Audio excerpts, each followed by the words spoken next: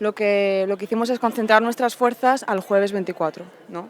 Y entonces en el Ágora hace una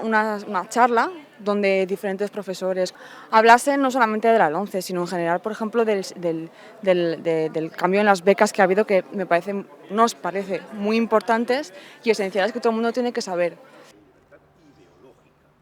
Les característiques d'aquesta llei, característiques negatives, són nombroses. Es comença pel fet, en fi, peculiar d'haver estat una llei aprovada amb els vots exclusius d'un partit polític, el que està en el poder, la qual cosa és inusitada, i acaba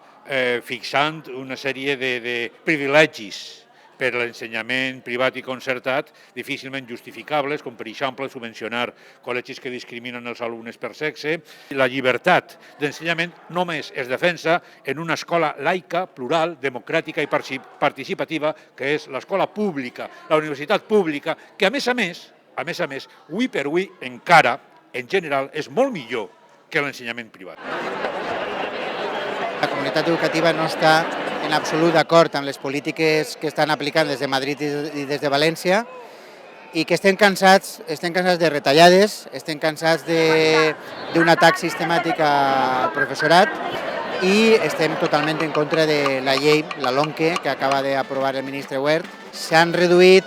beques de transport, enguany és el primer curs que no hi ha beques destinades a llibres,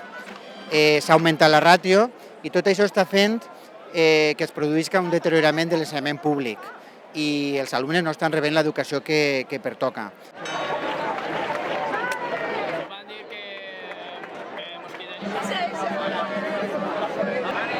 Pares, alumnes i professionals de l'educació els que no s'ha tingut en compte a l'hora de realitzar aquesta llei de millora, que no sabem on està, de la qualitat educativa. El tracte que la LOMCE dona al valencià i a les línies d'immersió lingüística, que tants bons resultats han donat fins ara, tot i el menyspreu i el bloqueig que hi ha hagut per part de la Conselleria, és probablement un dels punts principals, a banda de tot el que són les retallades a nivell pressupostari i d'inversió.